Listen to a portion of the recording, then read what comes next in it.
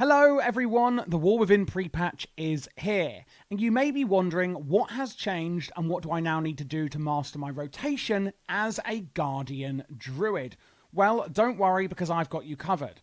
Now, if you're not familiar with my channel, or even if you are, actually, it goes both ways here with what I'm about to say, I usually do very in-depth but beginner-friendly class guides, and I will be doing all of them straight away when the War Within launches for 11.0 at level 80. But for the pre-patch, I am assuming you've probably got all your gear already, all of that fun stuff. You've probably been playing Guardian for the entirety of the season, and therefore this one is going to be quite a shallow guide. So if you are new here, my guides are usually a lot more in-depth is what I'm saying. But I just want to give you guys a quick update on what's changed and what we're kind of doing to play as a Guardian Druid in the pre-patch for the final few weeks that we are, of course, in Dragonflight and not in the War Within. So you may be aware that the talent tree has changed a bit. On the Guardian side, we haven't really had many changes. But on the Druid side, the class side, we've actually had quite a lot of changes. So on the left now over here is more cat and bear. In the center is more generic Druid talents, and on the right is more astral, moonkin kind of talents over there. So this is the build I would go with. This is the Mythic Plus build. If you want to go for raiding, I would go to this build here. Very, very similar. As you can see, we're only putting in a few more talents like Flashing Claws, where Thrash has an additional chance to trigger an additional Thrash. Fury of Nature, where you do 20% increased arcane damage, so on your Moonfire, and Moonless Light, where your direct melee abilities against your enemies afflicted by Moonfire cause them to burn for an additional amount of damage.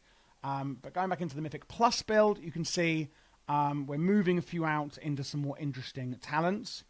We're basically taking Raise here, and then we're taking an extra one in our Berserk. So if you don't know, your Berserk is actually combined from these three talents here, and then all gets combined into one in the Arcane Incarnation Guardian of Ursoc.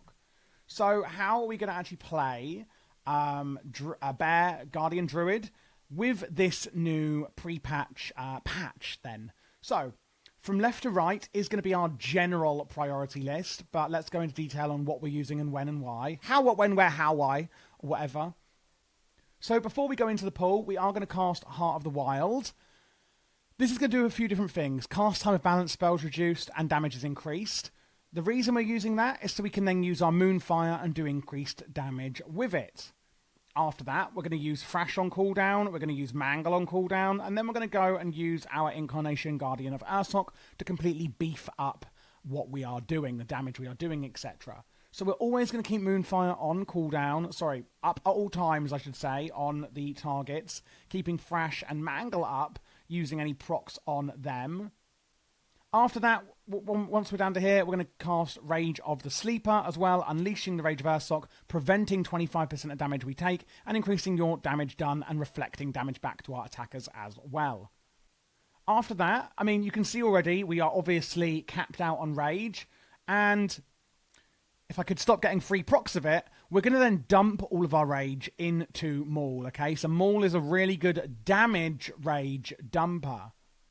If we want a defensive Rage dumper, we're going to use it on Iron Fur, okay? So that's our kind of offensive and then defensive Rage dumpers.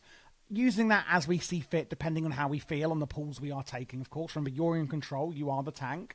So again, going in with Heart of the Wild, keep up your Moonfire, use Thrash and Mangle on cooldown. Remembering then that Thrash is going to strike all nearby enemies, causing bleed damage, and then Mangle is going to do an additional amount of damage to bleeding targets. So these two work really nicely together.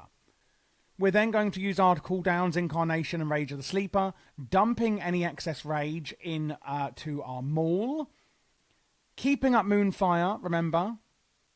You may also see that sometimes your Moonfire is going to proc. If you're wondering what that is, it is from our Galactic Guardian talent. Your damage has a 5% chance to trigger a free automatic Moonfire on the target. When that happens, the next Moonfire you cast generates 8 Rage and deals 300% extra damage. So do use your Moonfire whenever you see that proc. Same for any free mauls that you get. You can see here when it's proccing, we're not spending any rage on that. Galactic Guardian procs a hell of a lot as well. I absolutely love it.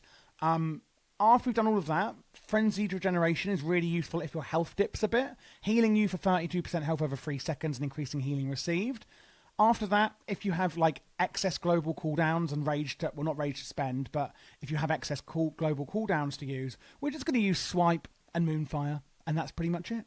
Going through it all again then, use Heart of the Wild before you pull, go in with a Moonfire, keep this up on as many targets as is appropriate, use your Thrash and then Mangle in that order on cooldown, use your Incarnation and your Rage of the Sleeper, dumping Rage aggressively with Maul, dumping it defensively with Iron Fur, using any free procs of Moonfire at this point in the priority, using Frenzied Regen as we need it if our health drops, and then filling out any spare global cooldowns with Swipe and also Moonfire as well. And that pretty much is how you're going to play Guardian Druid at a very, very basic level in the War Within pre-patch. Again, very shallow guide I'm doing here. The idea of this is just to tide you over for a few weeks until my full guide comes out on the War Within launch. So make sure you subscribe so you don't miss that one.